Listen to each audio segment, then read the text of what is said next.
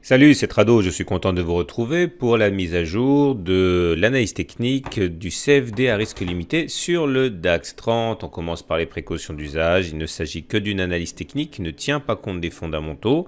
Il faut avoir une idée claire des fondamentaux de ce qu'on achète ou de ce qu'on vend avant d'entrer en action. L'analyse technique n'est là que pour optimiser et donner un complément d'information. On commence par l'unité de temps hebdomadaire. Si vous découvrez l'analyse technique, ne vous laissez pas impressionner. Chacun des bâtons que vous voyez ici correspond à une semaine de cotation avec les plus bas et les plus hauts de la semaine.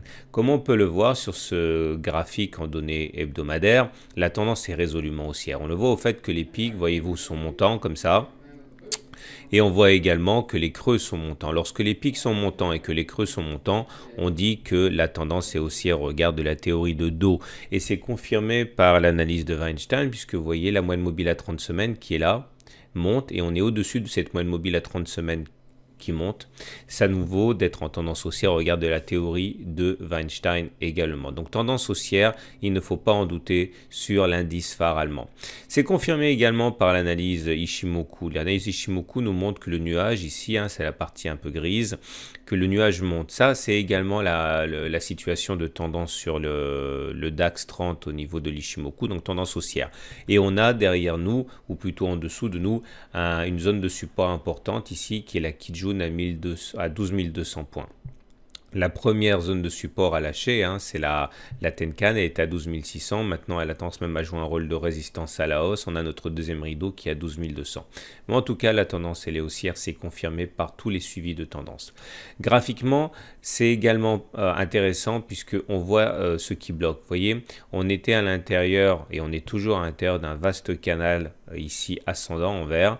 Le rebond a été clair. Et la difficulté à passer les plus hauts ici est tout aussi claire. Vous voyez, si on devait continuer le mouvement correctif jusqu'au bout, pourquoi ne pas envisager de retourner sur les 12 000 qui correspondent au bas de ce canal vert justement.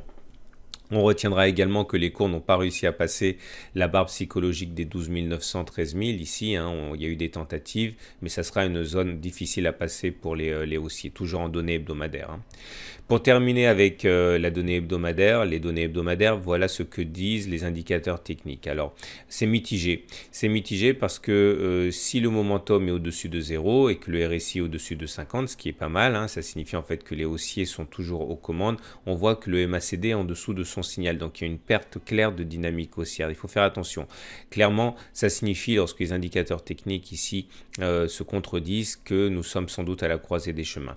Plus inquiétante est la divergence baissière. Vous voyez, les cours ici ont fait un plus haut, alors que le momentum, lui, n'a pas fait de plus haut. Ça, il faut se méfier de cela. Ça veut dire que la hausse en cours, la dernière impulsion haussière était sans doute un petit peu dangereuse. On va faire le bilan de tout ça.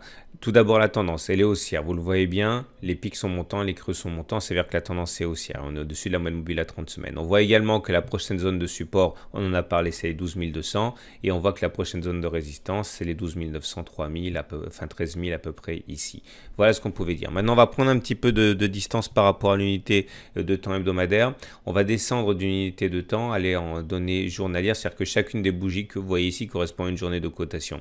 Comme vous pouvez le voir, on est à l'intérieur d'une grande figure comme ça en bleu dans laquelle on fait des oscillations. Aller chercher 12 100 est donc tout à fait envisageable. Et d'ailleurs sur cette zone, on aura une zone de support puisque c'est le gap, le fameux gap Macron qui a été ouvert ici et qui n'a pas été rebouché. C'est généralement considéré comme une zone de support. Par contre, attention, si on l'enfonce, là ce serait un signal d'affaiblissement important.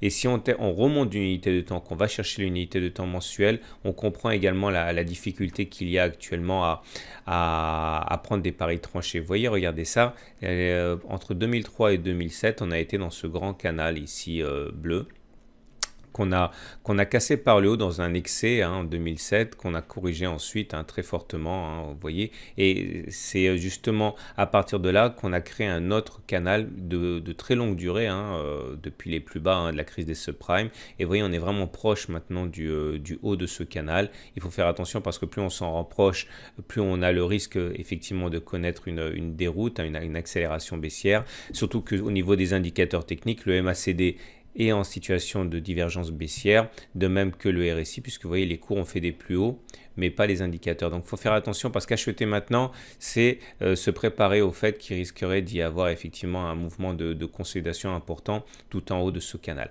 Il faut garder ça à l'esprit. Donc on n'oublie pas quand même que la tendance est fortement baissière, mais on ne peut pas éluder qu'on est dans une zone où les signaux d'alerte commencent quand même à être bien présents. Hein, regardez, ça fait quand même très longtemps que ce canal est né et que cette tendance elle est née, beaucoup plus longtemps que la précédente qui a duré finalement que 4 ans. Hein. Donc on est vraiment sur l'os là. Voilà, je vous souhaite une bonne semaine, je vous souhaite de bons investissements et à très bientôt pour une autre analyse technique.